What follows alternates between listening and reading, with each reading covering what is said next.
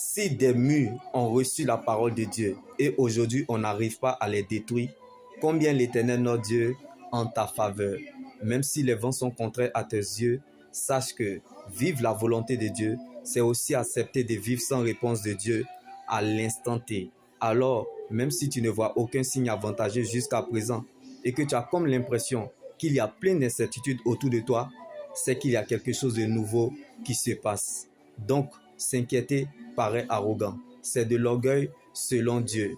Car il y a des questions qui n'auront jamais de réponse parce que nous sommes sélectionnés par Dieu. Alors, laissez-les regarder la fin du film et vous comprendrez que Jésus est la finalisation de ce qu'il commence.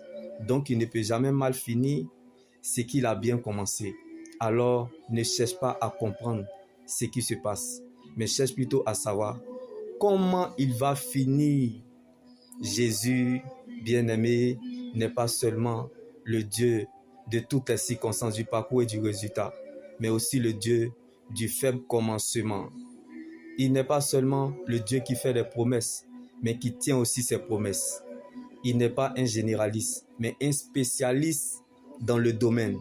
Donc, nous n'avons pas besoin de savoir le temps ou le moment où ces choses doivent arriver.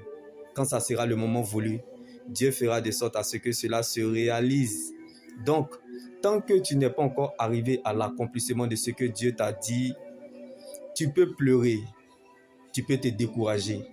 Si tu veux gémir, même si tu appelles la mort va venir et la mort va dire pas toi. Parce que tu es né pour accomplir un mandat divin. On ne meurt pas sans ça.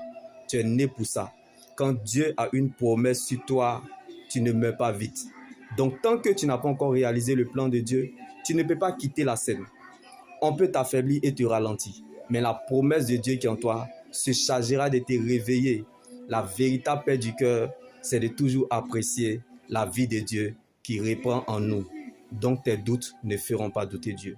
Même si tu ne veux plus croire, le ciel croira à ta place. Car Dieu ne t'a pas mené si loin pour t'abandonner. Shalom.